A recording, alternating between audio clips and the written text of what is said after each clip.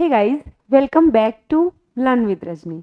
Friends, अगर आप RSSB stenographer exam के एस्पायरेंट्स हैं तो आज का वीडियो आप सबके लिए बहुत ज़्यादा बेनिफिशियल होगा।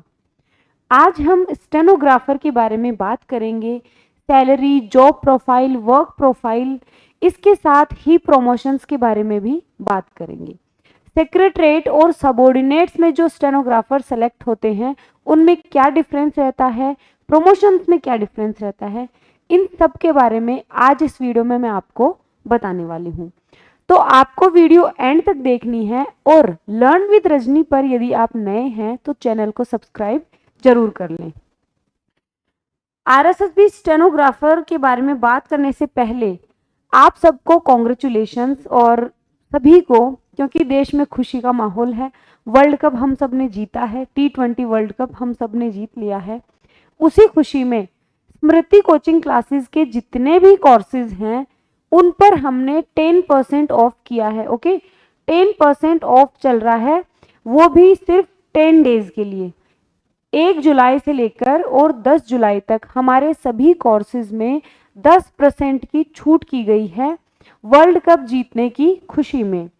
इसके साथ ही आरएसएसबी स्टेनोग्राफर के एस्पायरेंट्स को अपनी तैयारी को और ज़्यादा मजबूत करने के लिए, बहुत अच्छी प्रिपरेशन करने के लिए हमारी टेस्ट सीरीज को आपको ज्वाइन करना चाहिए।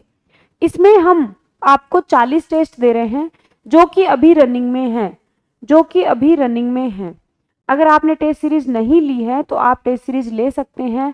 अभी इसमें टॉपिक वाइज टेस्ट चल रहे हैं। टॉपिक वाइज टेस्ट के बाद हम इसमें फुल टेस्ट लेकर आएंगे। ओके, तो अगर आप स्टेनोग्राफर के एस्पायरेंट हैं आप टेस्ट सीरीज ले सकते हैं। इसके साथ ही हमारा फुल बैच जो सिर्फ इंग्लिश का है, इंग्लिश में ग्रामर, वोकेबुलरी और कॉम्प्रिहेंशन, तीनों पोर्शन आपको करवाए जाएंगे। पूरी कंप्लीट ग्रामर, कंप्लीट वोकेब और कॉम्प्रिहेंशन। कॉम्प्रिहेंशन के आपके सिर्फ 2 टॉपिक आएंगे, लेटर और पैसेज। स्टेनोग्राफर एग्जाम में कॉम्प्रिहेंशन से सिर्फ 2 टॉपिक आएंगे, लेटर और पैसेज। ओके, तो लेटर और पैसेज भी हम इसमें करवाएंगे। इसके साथ ही जो फुल बैच के एस्पायरेंट्स हैं उनको 5 टेस्ट फ्री भी दिए जाएंगे। तो आप स्टेनो की तैयारी कर रहे हैं तो आप फुल बैच जो कि सिर्फ इंग्लिश का है, इस फुल बैच में हमने एक टारगेट रखा है 75 प्लस का। 75 प्लस क्वेश्चन सही करवाने का मेरा टारगेट है, जो कि अभी रनिंग में है। ओके, चल रहा है अभी हमारा बैच। तो बैच और टेस्ट सीरीज दोनों को आप ज्वाइन कर सकते हैं।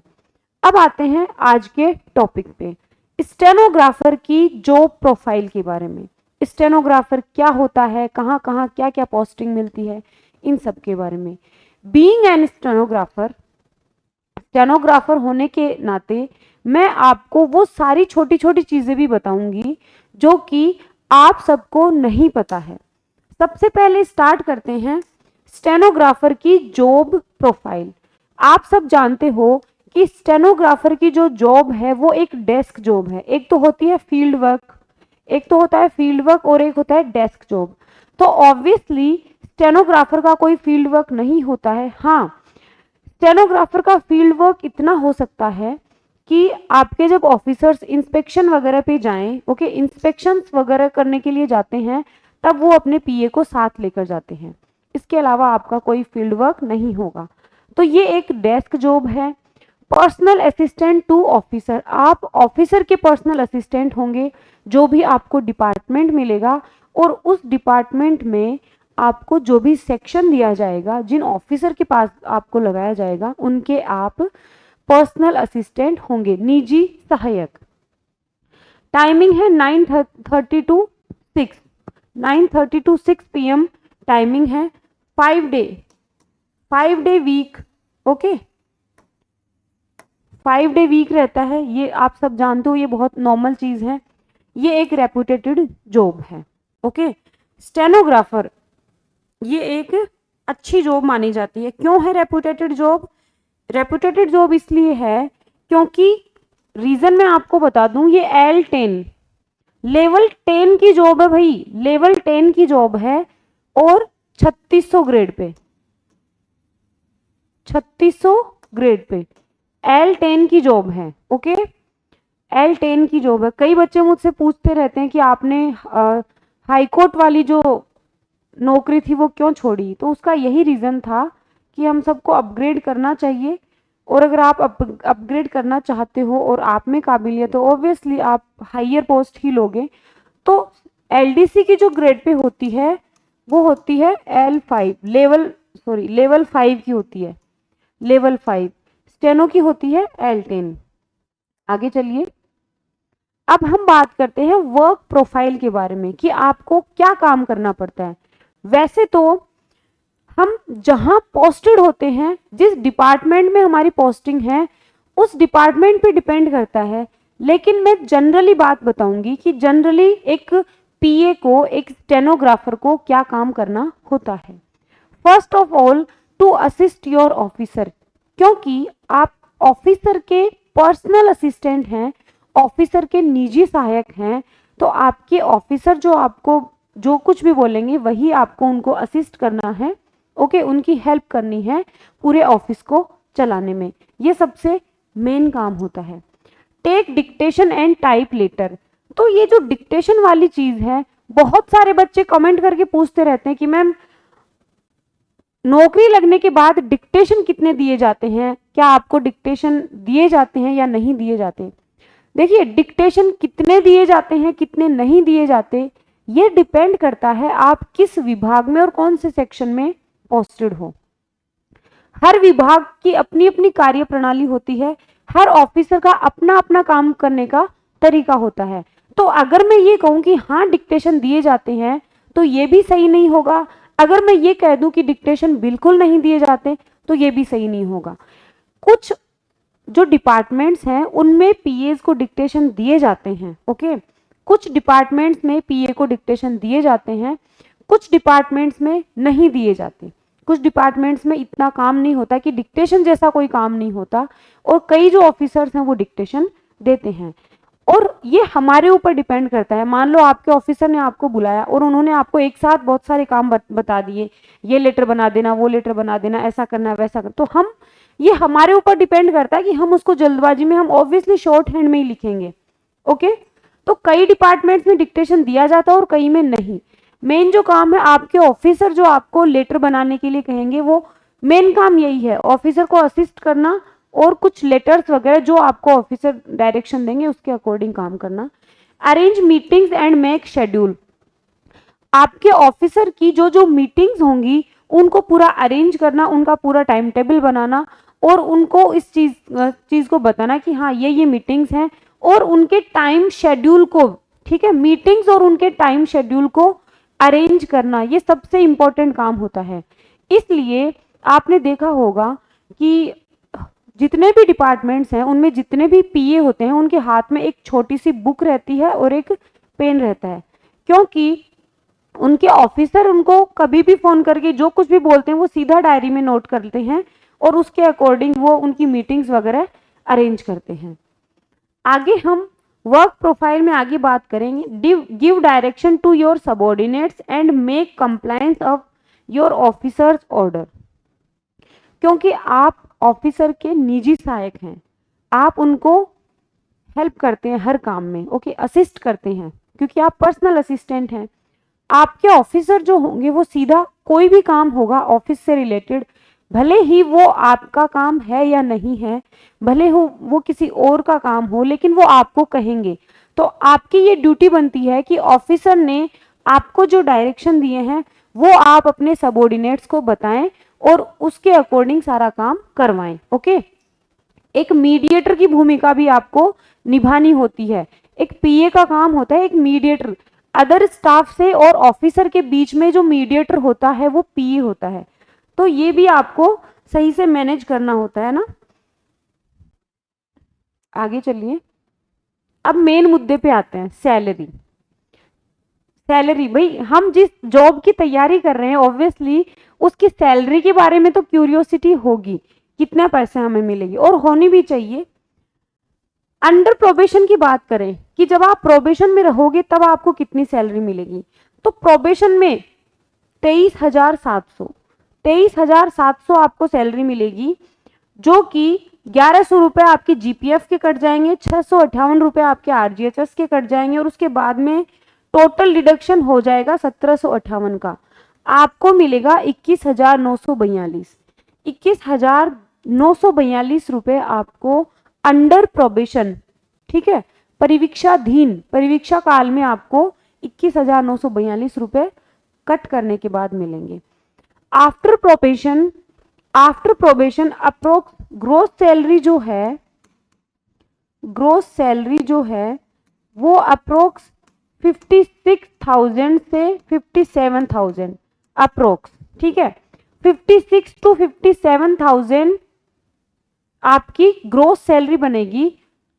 लगभग 52,000 रुपए आपको डिडक्शन होने के बाद, कटने के बाद लगभग 52,000 रुपए आपको इन हैंड मिलेंगे, इन हैंड। लेवल 10 में आपको बता चुकी हूं, L10 और 3600 ग्रेड पे, ओके, L10 और 3600 ग्रेड पे। सैलरी की बात हो गई। अब बात करते हैं मेन मुद्दे की कि सेक्रेटरीट में प्रमोशन कैसे होंगे और सबऑर्डिनेट्स में कैसे होंगे। सेक्रेटरीट में हमारी जो पोस्ट है इसका नाम है स्टेनोग्राफर, और जो सबऑर्डिनेट डिपार्टमेंट्स हैं इसमें हमारी जो पोस्ट होगी, आप जब आप बनोगे स्टेनोग्राफर, आपका पदनाम होगा निजी सहायक ग्रेड द्वितीय। तो सेक्रेटरीट में स्टेनोग्राफर आप किस पे अपॉइंट करोगे? स्टेनोग्राफर। और इस बार सेक्रेटरीट में बहुत अच्छी पोस्ट है ना, 194 सेक्रेटरीट में है, इस बार आपके ज्यादा चांसेस हैं सेक्रेटरीट में लगने के। तो बस कड़ी मेहनत करते रहो। स्टेनोग्राफर से आपका जो फर्स्ट प्रमोशन होगा, क्योंकि आपकी 3600 ग्रेड पे आप जब ज्वाइन करोगे तो 3600 ग्रेड पे पर करोगे, जब आपका फर्स्ट प्रमोशन होगा वो निजी सहायक पर होगा, निजी पीए, निजी सहायक। वहां निजी सहायक ग्रेड 1, निजी सहायक ग्रेड 2 ऐसा कुछ नहीं है सेक्रेटरीट में। आप जब अपॉइंटमेंट आपको देंगे तब आप स्टेनोग्राफर रहोगे 3600 ग्रेड पे पर। जब आप फर्स्ट प्रमोशन लोगे तब आपको पीए, पीए यानी निजी सहायक पे आपको फर्स्ट प्रमोशन मिलेगा, जिसकी ग्रेड पे होगी 4200। सेकंड प्रमोशन होगा एपीएस, ठीक है, एपीएस, ओके, अतिरिक्त प्राइवेट सेक्रेटरी है ना, प्राइवेट सेक्रेटरी होता है एपीएस। इसकी ग्रेड पे होती है 4800, इसकी ग्रेड पे होती है 4800, 4800 ग्रेड पे। थर्ड जो प्रमोशन होगा वो पीएस का होगा। पीएस क्या होता है? प्राइवेट सेक्रेटरी, निजी सचिव। पीएस होता है प्राइवेट सेक्रेटरी, जो कि थर्ड प्रमोशन आप लोगे 4800, सीधा आप जाओगे 6600 ग्रेड पे पर। ये सेक्रेटरीट की बात हो रही है। 4800 ग्रेड पे आप जाओगे सीधा 6600 ग्रेड पे पर। फोर्थ प्रमोशन जो है वो होगा डिप्टी सेक्रेटरी। फोर्थ प्रमोशन आप लोगे डिप्टी सेक्रेटरी का। जो भी मेरे भाई बहन सेक्रेटरीट में सेलेक्ट होंगे, fourth promotion deputy secretary 7600 grade pay. Fifth promotion आपका होगा सीनियर डिप्टी सेक्रेटरी पर, जिसकी ग्रेड पे है 8700। Senior deputy secretary, senior deputy secretary जिसकी ग्रेड पे है 8700। तो मोटिवेशन के लिए ये चीज बहुत है, ये चीज इनफ होती है मोटिवेशन के लिए। अब सबऑर्डिनेट की बात करें कि सबऑर्डिनेट में पोस्ट का क्या नाम है। सबऑर्डिनेट में personal assistant, personal assistant grade second 3600 grade pay, okay, grade pay same है, सिर्फ नाम अलग है। पर्सनल असिस्टेंट ग्रेड सेकंड पर आपको नियुक्ति दी जाएगी। फर्स्ट प्रमोशन आपका होगा 4200 ग्रेड पे पर, जिसमें आप निजी सहायक ग्रेड फर्स्ट, निजी सहायक grade first. Second promotion APS, अतिरिक्त निजी सचिव, एपीएस अतिरिक्त निजी सचिव। थर्ड प्रमोशन पीएस, ठीक है, प्राइवेट सेक्रेटरी निजी सचिव, जिसकी ग्रेड पे होगी 6000। एपीएस की ग्रेड पे 4800, पीएस की ग्रेड पे 6000। और फोर्थ जो प्रमोशन है वो है सीनियर पीएस, सीनियर, ठीक है, वरिष्ठ निजी सचिव। ये निजी सचिव है और ये वरिष्ठ निजी सचिव है, जिसकी ग्रेड पे है 6600। तो सबऑर्डिनेट्स में आप प्रमोशन लेकर सिर्फ 6600 तक जा सकते हो, और सेक्रेटरीट में जो प्रमोशंस हैं वो 7600 और 8700 तक हैं। 8700 तक सेक्रेटरीट में है। तो ये वीडियो देखने के बाद जो डेडिकेटेड तैयारी कर रहे हैं जो स्टूडेंट, उनके लिए ये मोटिवेशन का काम करेगी। आपको टारगेट रखना है, टारगेट लेकर चलना है, अच्छे मार्क्स लाओगे आपको सेक्रेटरीट मिलेगा। अब सिलेबस की बात करें, ऑब्वियसली आप तैयारी कर रहे हैं तो सिलेबस तो आपको पता ही है। सामान्य हिंदी और इंग्लिश पेपर सेकंड में, ये पेपर सेकंड कर लेना, पेपर सेकंड, ओके। ये पेपर फर्स्ट है, पेपर फर्स्ट में है जीके और जीएस, जीके और जीएस, और पेपर सेकंड में है हिंदी और इंग्लिश, हिंदी और इंग्लिश। जो मार्क्स गेनर जो पेपर है वो ये है, हिंदी और इंग्लिश मार्क्स गेनर पेपर है। और पेपर फर्स्ट में वही जीके और जीएस, राजस्थान का जीके और जीएस। इसके बारे में मैं आपको कंप्लीटली बता चुकी हूं, डिटेल से मैंने आपको बता दिया है, तो मैं रिपीट नहीं करूंगी यहां पर चीजें रिपीट नहीं करेंगे। सेक्रेटरीट लेने के लिए मैं सिर्फ आपको यहाँ टारगेट बताऊंगी। जिन बच्चों को सेक्रेटरीट चाहिए उनको टारगेट रखना है, फर्स्ट पेपर में कम से कम 80 नंबर लाना है और सेकंड पेपर में 90 से 92, इस तरह से आपको 170 172 नंबर खींचने हैं रिटन एग्जाम में। ये है सेक्रेटरीट लेने वालों की स्ट्रेटजी। रिटन एग्जाम की बात करूं, रिटन एग्जाम में 2 पेपर होने हैं, फर्स्ट पेपर 100 मार्क्स का, सेकंड पेपर 100 मार्क्स का। Time duration 3 hours, time duration 3 hours. एक चीज मैं क्लियर कर दूं, एक ही दिन दोनों पेपर होते हैं, सेम डे दोनों पेपर होंगे। ऐसा नहीं है कि आज फर्स्ट पेपर है कल या परसों दूसरा पेपर होगा, ओके। एक ही दिन दोनों पेपर होंगे, कोई निगेटिव मार्किंग नहीं है दोनों पेपर्स में, ओके। कई बच्चे हैं जो कमेंट करते हैं मैम निगेटिव मार्किंग है क्या, फिर उनको रिप्लाई भी दे देते हैं कि नहीं है, फिर भी वो कंफ्यूजन में रहते हैं, मैम हमने कहीं से सुना था निगेटिव मार्किंग है। भाई सुनी सुनाई बातों पे मत करो विश्वास, निगेटिव मार्किंग नहीं है, ओके। स्कैनो स्किल टेस्ट होगा आपका 100 मार्क्स का, ओके। 100 और 100, ठीक है, 100 प्लस 100 और प्लस 100, 300। जो फाइनल जो मेरिट बनेगी वो 300 में से बनेगी, फाइनल मेरिट 300 में से बनेगी। स्किल टेस्ट के बारे में मैं यहाँ पर थोड़ी सी चीजें क्लियर कर दूं। स्किल टेस्ट हिंदी में, क्योंकि 100 वर्ड प्रति मिनट, ओके, 100 WPM, 100 WPM की आपको स्पीड चाहिएगी। वहां पर 100 शब्द प्रति मिनट की स्पीड से आपको डिक्टेशन दिया जाएगा, स्पीकर में डिक्टेशन चलेगा जो कि 10 मिनट चलेगा। 10 मिनट का डिक्टेशन होगा जिसमें 1000 शब्द होंगे। उसके बाद में आपको 7 से 8-10 मिनट का गैप दिया जाएगा। उसके बाद आपको 70 मिनट मिलेंगे, 70 मिनट मिलेंगे उन 1000 शब्दों के लिए जो आपने शॉर्ट हैंड में लिखे हैं, उनको हिंदी में टाइप करने के लिए आपको 70 मिनट मिलेंगे। एक चीज जो ध्यान देने योग्य है वो ये है कि जो बच्चे इंग्लिश स्टेनो से सीख रहे हैं उनको भी 10 मिनट का शॉर्ट हैंड, 10 मिनट का डिक्टेशन दिया जाएगा, उसके बाद में गैप देंगे 7-8 मिनट का, लेकिन आपको टाइप करने के लिए 60 मिनट मिलेंगी। इंग्लिश स्टेनो से सीख रहे हैं बच्चे, आपको जो मैटर आपने लिखा है उसको टाइप करने के लिए 60 मिनट मिलेंगी और हिंदी में मैटर टाइप करने के लिए 70 मिनट मिलेंगी। मेन जो चीज है वो ये है, अगर आप 20% से ज्यादा एरर कर देते हो, 20% से ज्यादा अगर आप एरर कर दोगे, आप डिस्क्वालीफाई कर दिए जाओगे। भले ही आपके रिटर्न में 200 में से पूरे 200 ही क्यों ना हो, 200 में से पूरे 200 ही क्यों ना हो, अगर आपने यहां अगर आपकी 20.5% भी गलतियां हो गई ना, 0.5 भी अगर आपने एक्सीड कर दिया, आपको डिस्क्वालीफाई कर दिया जाएगा। इस चीज पर आपको विशेष ध्यान रखना है। इसीलिए ये मैंने एग्जाम की स्कीम आपको बता दी है, इसीलिए मैं आपको बार बार यही चीज कह रही हूं, बार बार यही चीज मैं रिपीट कर रही हूं कि रिटन एग्जाम के साथ साथ स्टेनो को लेकर चलना है।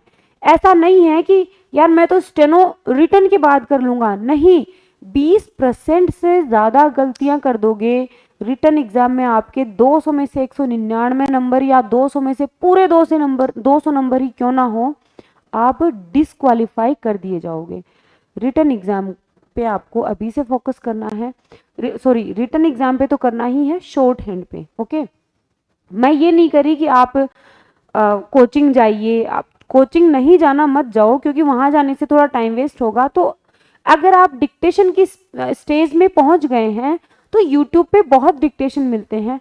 अगर यूट्यूब पे और डिक्टेशन भी नहीं मिल रहे हैं तो आप रामधारी तो कर सकते हो, रामधारी कर लीजिए, पेपर सॉरी बुक 1 और बुक 2, रामधारी बुक 1 और बुक 2, रिटन एग्जाम तक आप इस चीज को कंटिन्यू रखिए।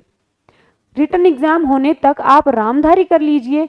डेली का कम से कम आधा घंटा देना है, जो स्टूडेंट अच्छी कंडीशन में है शॉर्ट हैंड में उनको, और जो बिगिनर्स जिन्होंने अभी स्टार्ट की है शॉर्ट हैंड, उनको रिटन एग्जाम के साथ साथ कम से कम 1 घंटा आपको शॉर्ट हैंड को देना ही चाहिए, क्योंकि शॉर्ट हैंड को हम निग्लेक्ट नहीं कर सकते हैं। 20% से ज्यादा गलतियां हमें करनी ही नहीं है।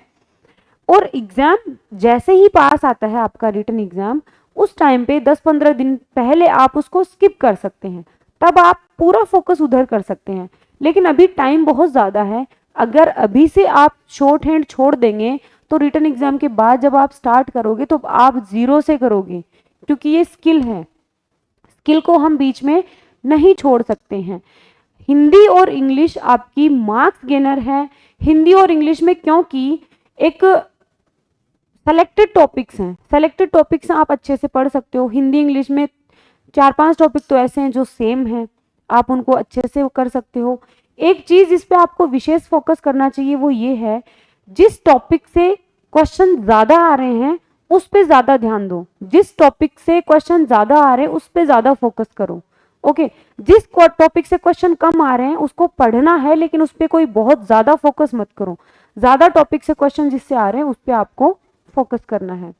तो ये सारी चीजें थी स्टेनोग्राफर के बारे में। उम्मीद करती हूँ कि आपको ये वीडियो बेनिफिशियल लगी होगी, पसंद आई होगी।